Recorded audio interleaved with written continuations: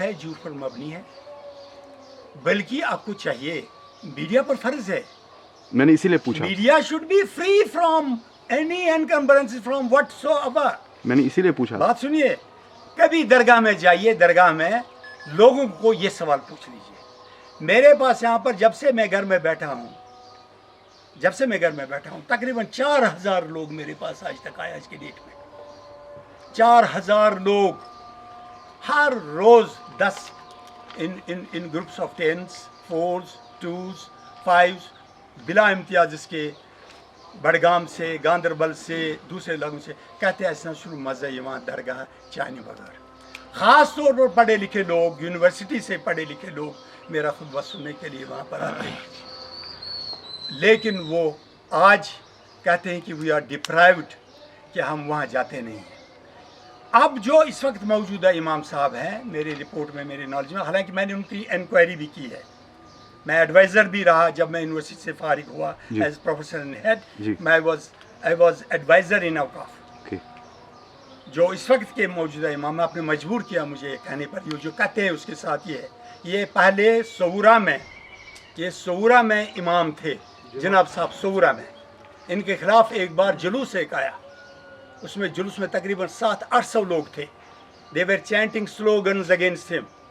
اس وقت دفتر جو تھا, اوقاف کا دفتر جو تھا, وہ وہیں پر تھا, کیا نام ہے, نوائی صبح کمپلیکس میں. میرا دفتر بھی وہیں تھا. 3 بندے اوپر آ گئے. وائس چیئرمین تھا ریٹائرڈ وائس چانسلر یونیورسٹی کے پروفیسر محمد یاسین قادری. اس نے مجھے فون پر کہا کہ آپ مجھے میری معاونت کر دیجئے.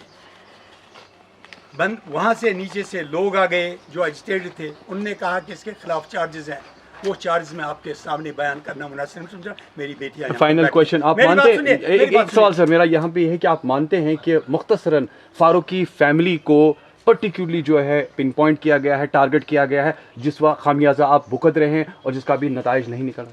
دیکھیے, certainly in my case, the reason being, امام جو ہے اس کے بارے میں مجھے ایک پرنسپل یاد ہے. قوم کیا ہے, قوموں کی امامت کیا ہے, اس کو کیا سمجھے یہ دراکت کے امام. یہ میرا ایمان ہے.